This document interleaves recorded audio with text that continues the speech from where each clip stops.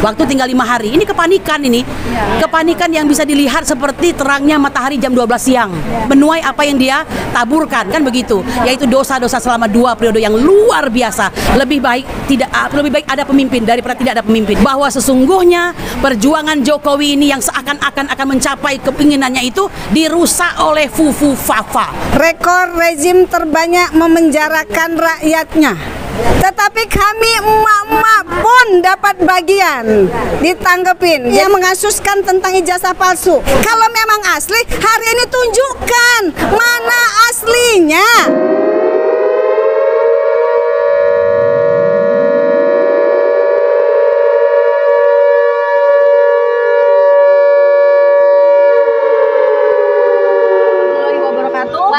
Waalaikumsalam. Ini bersama kita lagi, kita sekarang ada di gedung Grand Alia bertepatan dengan diskusi kebangsaan yang memang hari ini rencananya setelah berpindah 3 kali akhirnya di Grand Alia, dan itu pun juga hanya konferensi pers aja. Kita sekarang gini loh, ini kan negara demokrasi yang sebetulnya boleh-boleh aja kita, apalagi itu hanya diskusi ya, boleh-boleh aja sih sebetulnya kalau kita ini mengadakan di mana aja. Berdasarkan apa mereka pemerintah sekarang ini, rejim ini, sampai aku lihat ya ada video ya yang polisi itu sampai masuk ke dalam dan secara tidak langsung melakukan intervensi ya, seperti kita harus menjaga keamanan. Kalau misalnya memang nanti jadi rusuh, kita yang menjadi tanggung jawab. Nah, sekarang kalau kita balik nih, kalau memang pihak sana yang mengadakan rusuh gitu ya, yang memulai, apakah kita juga yang akan bertanggung jawab itu gitu. Nah, itu aja sih, kita sekarang tanya deh sama ibu-ibu ini yang memang kita ada di sini semuanya sama gitu kan. Kita mempertanyakan terhadap apa yang terjadi menjelang tanggal 20 berakhirnya masa jabatan Jokowi. Ayo Bu Ratna, mulai. Oke, terima kasih. Hari ini dalam pertemuan pertemuan kebangsaan hari ini ya, kita sudah mendengarkan bersama-sama bagaimana sikap daripada kita semua untuk lebih concern mengadili Jokowi yang sudah banyak merusak, memporak-porandakan negeri ini. Terlalu banyak untuk kita ucapkan apa saja yang membuat kerusakan di negeri ini hingga kita merasa terzolimi di negeri kita sendiri. Untuk pertemuan hari ini cukup keras ya, dan itu sebetulnya pihak istana itu harus mendengar, dan tidak mungkin tidak mendengar. Malu Pak, berhentilah berulah. Berhentilah berbuat pada saat Anda ingin turun.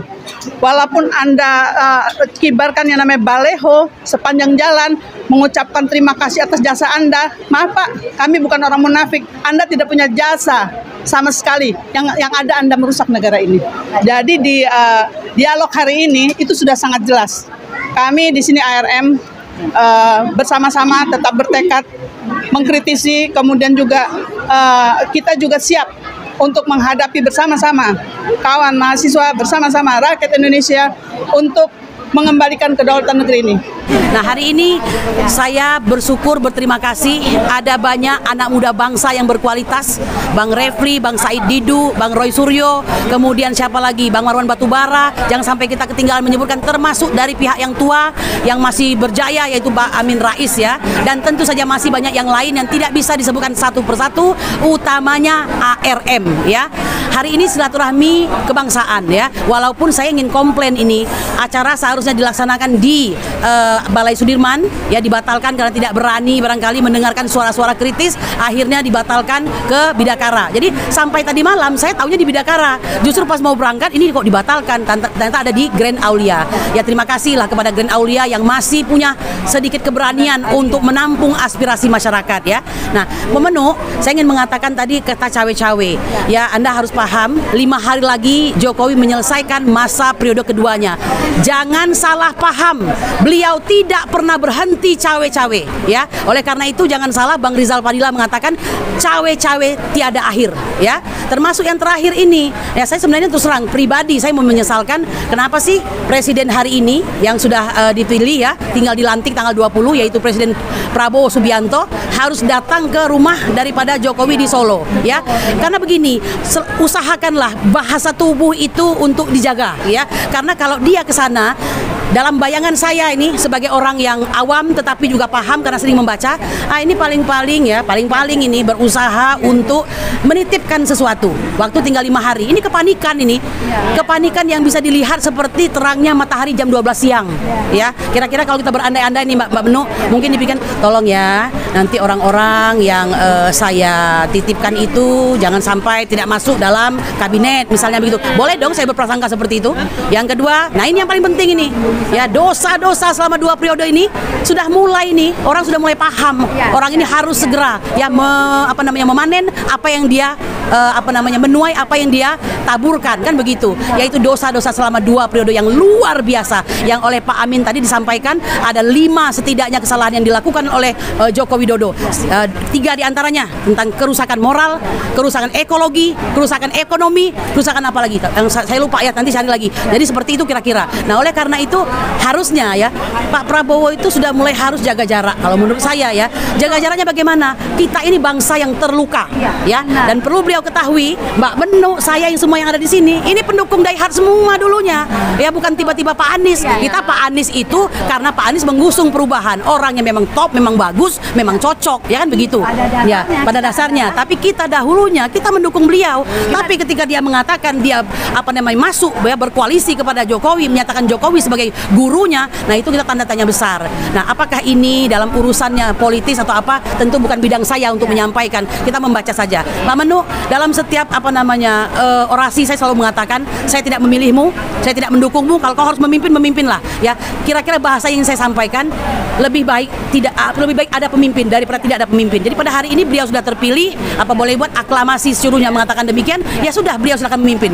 Tapi mohon maaf kalau Anda tanyakan tentang wakil presidennya, saya ingin mengatakan puluh tahun, tepatnya 79 tahun Indonesia merdeka, ada beberapa anak bangsa yang luar biasa untuk menempatkan diri pada posisi sebagai wakil presiden. Mari kita ingat baik-baik nih, masih ada waktu untuk saya ya. Coba ya, Dr. Andes Muhammad Hatta. Ini luar biasa. Buku yang beliau ciptakan itu ada 40 buku yang semuanya berkualitas. Beliau anak bangsa yang cerdas luar biasa ya. Jadi ini kelasnya itu kelas wapres. Siapa setelah beliau? Lama setelah tidak ada, tahun 73 Pak Adam Malik Batubara. Ya, saudaranya Bang Marwan Batubara ini. Ya, bayangkan, ini beliau adalah seorang kalau nggak salah juga jurnalis ya, yang luar biasa, yang hebat. Nah, lalu barulah kemudian ada Sultan Hamengkubuwono ke-9 yang merupakan putra dari Sultan Hamengkubuwono ke-8 dan Raden Ajeng Kustilah ya. Dan ini orang-orang hebat semua. Lalu siapa selanjutnya? Para jenderal-jenderal. Siapakah itu? Jenderal siapa misalnya? Coba disebutin. Tri Sutrisno itu sudah agak awal-awal ya. Yang agak ujung-ujung Sudarmono ya. Kemudian siapa lagi? Umar Wirahadikusuma ya. Lalu ada pemimpin partai seperti Hamzah Has ya, Megawati Soekarno Putri juga pernah menjadi wakil presiden, dan seorang teknokrat yaitu Baharudin Yusuf Habibie ya. Nah, yang terakhir bahkan ulama yang digandeng Jokowi dalam rangka meraup suara masyarakat muslim, kan begitu. Artinya dari uraian itu kita bisa melihat yang bisa menjadi wakil presiden itu siapa? Minimal kau itu ya sultan ya, minimal kau itu seorang pendidik, akademisi yang luar biasa ya, minimal kau jenderal yang berprestasi ya. Lah ini bagaimana? Mohon maaf, bukannya menghina ya. Katakanlah ya, dia dilahirkan dari kondisi perselingkuhan konstitusi ya, karena pamannya kita sudah tahu ketua MK ya, meloloskan itu dengan keputusan 90 ya, itu saja kita sudah berontak. Tiba-tiba pada hari ini, nah ini saya mau mengatakan begini Mbak Menu, ini mungkin bagian akhirnya saya mau mengatakan begini ya, Mbak Menu dan kawan-kawan ini para mujahid pasti sudah lelah dalam perjuangan, tapi tetap berjuang. Uang sendiri ya. Itu tahu nggak tuh banner-banner yang dipasang itu duit sendiri itu. Toa-toa yang kemarin sempat dipulung sama siapa itu ya, sama oknum aparat, itu juga uang sendiri ya. Tidak ada. Jangan fitnah dengan mengatakan bahwa kami mendapat uang, tidak ada ya. Karena perjuangan yang sejatinya sampai hari ini bertahan terus, itu indikasi bahwa perjuangan tersebut datang dari hati yang murni ya, tanpa dikotori oleh segala macam suap dan korupsi ya. Nah, jadi saya mau mengatakan apa? Perjuangan ini sudah demikian panjang.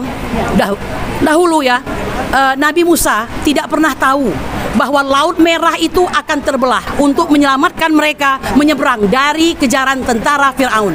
Lalu Nabi Ibrahim juga tidak pernah tahu bahwa api yang membakar dirinya itu akan menjadi dingin ya. Dan kita tidak pernah tahu bahwa sesungguhnya perjuangan Jokowi ini yang seakan-akan akan mencapai keinginannya itu dirusak oleh Fufu Fafa. Apa? Fufu Fafa. Ya, Fufu Fafa itu tadi ya, dirusak sendiri. Jadi kita berjuang udah setengah mati nih, tahu-tahu muncul Fufu Fafa. Jadi Fufu Fafa ini apa? Bantuan dari Allah, betul? Sinyal sangat jelas ya, seperti matahari matahari jam 12 siang. Kalau masih ini tidak mampu menjatuhkan dia, tidak mampu membuat dia lengser ya, tidak diiniin, saya tidak ngerti lagi ya bagaimana itu. Udah jelas-jelas terang benderang, oke? Nah, oleh karena itu saya ingin mengatakan jangan berhenti berjuang seperti halnya ARM, tetap kalian datangi ya dengan segala kekuatan untuk selanjutnya berjuang sampai pada tanggal 20 nanti kita memastikan bahwa dia akan ditangkap, diadili dan digantung ya, begitu. Demikian dari saya. Assalamualaikum warahmatullahi wabarakatuh. Oke, ini selanjutnya nanti Bu Mary ya. Jadi berarti gini, untuk Pak PS ya, ingat pasukan emak-emak itu awalnya ada pada saat beliau ya. Oke, jadi kita ini adalah memang pasukan emak-emak yang dulu, yang sekarang Daihat, tapi kita memang musuh kita adalah Jokowi, makanya kita masih ada di sini, begitu ya. Jadi nomor satu yang harus dilakukan oleh Pak PS itu adalah merebut kembali hati rakyat. Apa yang rakyat inginkan, yaitu perusak bangsa ini, pengkhianat konstitusi harus dihukum dan diadili. Itu aja Pak. Nah, sekarang ke Bu Mary. Bismillahirrahmanirrahim. Assalamualaikum warahmatullahi wabarakatuh. Hari ini alhamdulillah kami dari Lampung ikut membersamai acara silaturahmi kebangsaan bersama dengan para tokoh, yang mana 5 hari lagi kita akan pergantian kepemimpinan. Di dalam kepemimpinan 2 periode Bapak Jokowi banyak meninggalkan kesan-kesan, kisah-kisah yang menyayat. Di antaranya, pertama, kami melihat bahwa di rezim Jokowi ini adalah pecah rekor rezim terbanyak memenjarakan rakyatnya. Di masa beliau menjabat, banyak sekali tokoh-tokoh, aktivis-aktivis yang menjadi tahanan politik, yang menjadi napol dan tapol. Ya, jadi kita berharap ya, setelah rezim Jokowi ini jangan sampai diteruskan kembali oleh kekuasaan Bapak Prabowo. Karena apa? Di rezim Jokowi ini bukan hanya mahasiswa yang pada ditangkepin, bukan hanya para tokoh, bukan hanya para aktivis, tetapi kami emak-emak pun dapat bagian ditangkepin. Jadi mana yang mengkritik, nggak suka, jadi inceran. Seperti itu. Nah, kami memohon kepada Bapak Prabowo berikutnya, jangan sampai yang oposisi itu dianggap sebagai musuh negara. Karena apa? Pada hari ini ketika ada mahasiswa menyampaikan aspirasi konstitusional, surat pemberitahuan masuk, tetapi di lapangan banyak sekali adik-adik kami yang ditangkap, yang dipukulin. Nah, lah kemarin ada peristiwa di Kemang, di Hotel Kemang. Ya, itu satu peristiwa yang sangat mengenaskan. Tokoh-tokoh berkumpul, tiba-tiba ada segerombolan preman masuk. Saya ada di sana. Kita lihat kemarin setelah melakukan satu perbuatan kriminal, pulang dari ruangan setelah membubarkan acara kami, saya ada di tempat itu. Mereka menghancurkan semuanya alat-alat kita untuk diskusi hari itu.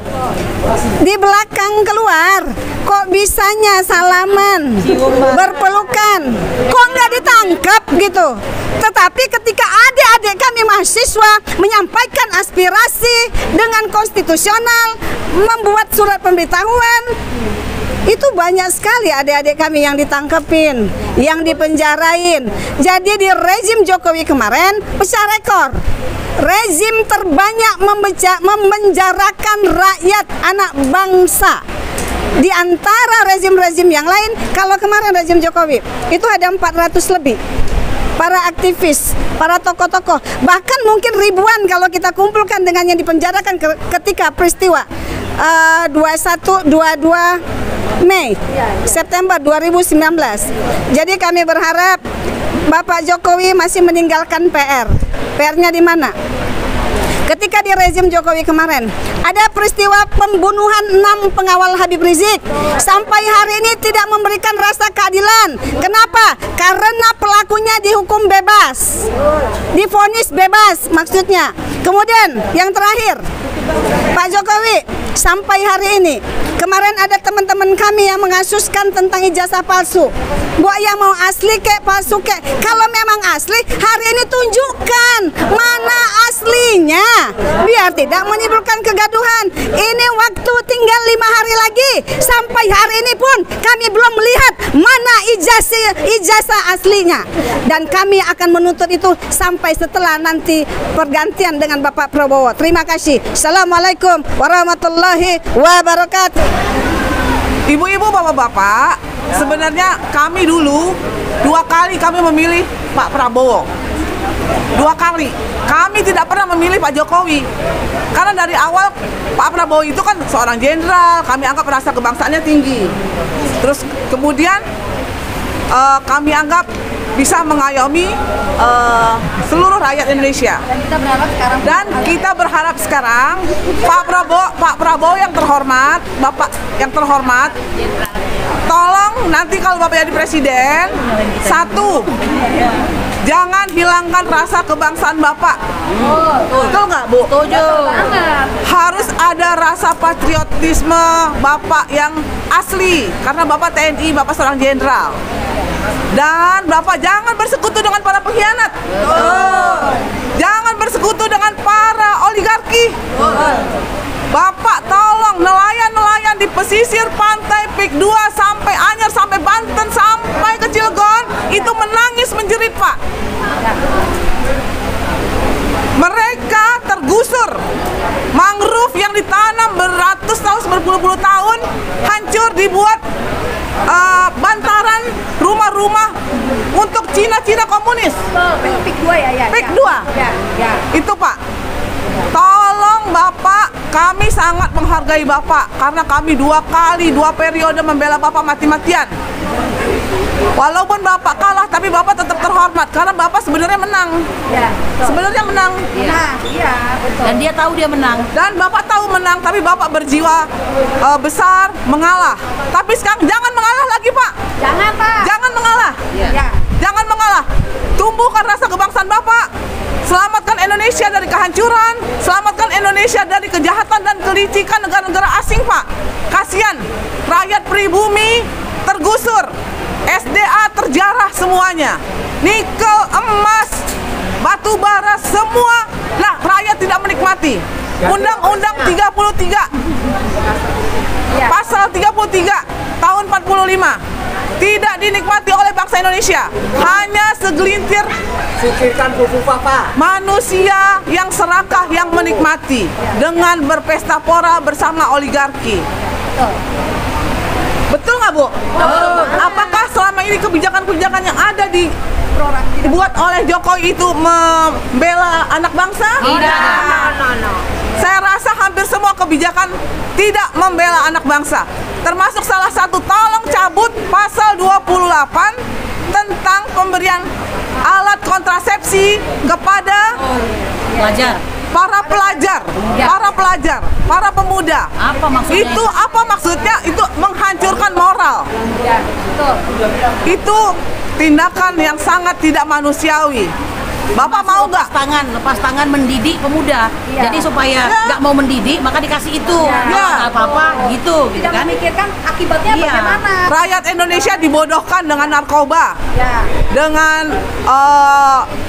alat-alat kontrasepsi yang gratis, dengan Pola pendidikan alat Nadiem Makarim. Mohon maaf ya, sebutkan itu. agama dijauhkan, pendidikan agama dijauhkan.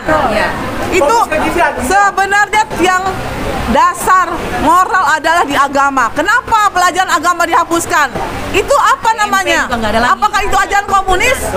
Ya. Komunis tidak beragama. Apakah mungkin dengan cara begitu makanya kita dipilihkan wapresnya menjadi yang sekarang itu Iya. apa itu? Kami Karena tidak punya rela. apa, tidak punya apa-apa. Kami tidak rela. Ibu rela?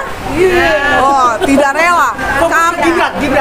Kami tidak rela Fufu Fafa dijadikan wapres karena kapasitasnya, aduh, Tidak punya kapasitas. nggak ada sama sekali ya Bu ya. Mentalnya juga. Banyak anak bangsa Indonesia yang cerdas, yang baik, yang beragama. Ya Allah, ya Tuhan, apakah buta bangsa Indonesia memilih seorang wakil presiden seperti itu? Ya Allah, ya Tuhanku, tolong. Kita sepakat menolak Fufu Fafa Gibran.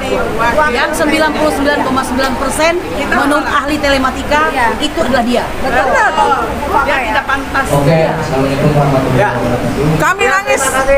Sekali lagi, tolong Pak Prabowo yang terhormat, kami cinta Bapak, kami tahu Bapak TNI ya. Ya, Teh. TNI itu pasti rasa kebangsaannya tinggi. Tolong Pak, selamatkan pribumi. Bapak lahir dari kandung Ibu Pertiwi. Tolong Pak, terima kasih banyak. Assalamualaikum warahmatullahi wabarakatuh. Selama beberapa presiden ya, tidak pernah ada ucapan terima kasih. Ya karena itu memang seharusnya dilakukan oleh presiden. Jadi kita nggak perlu kan? Karena sekarang kenapa harus ada? Nah, kalau memang ada, jadi oposisi pun kita juga berhak dong kalau kita kita juga akan memasang juga poster-poster dosa-dosa Jokowi dan tidak boleh dilarang. Itu aja ya. Oke, ada yang menambahkan? Ini closing statement. Oke. Ya, betul. Untuk menunjukkan kehebatannya ya. Konon kabarnya nih Mbak Benu, menteri-menteri itu juga distimulan untuk menunjukkan keberhasilan daripada kepemimpinan dia. Dan ini sebenarnya kalau mau diterawang lebih jauh merupakan hal yang sangat memalukan. Karena kalau dia hebat dia tidak membutuhkan bala bantuan ya kan. Tapi memang begitulah dia dalam majalah Tempo. Iya betul sekali ya, bocor halus dan segala macam. Saya kira begitu. Kita semua sepakat untuk menolak Gibran menjadi wakil presiden. Jangan lupa tanggal 18. Musnahkan Fufu Fafa. Jangan lupa tanggal 18 kita kita akan berkumpul, turun bersama. Demikian dari Aliansi Rakyat Menggugat. Sekian, terima kasih. Assalamualaikum warahmatullahi wabarakatuh.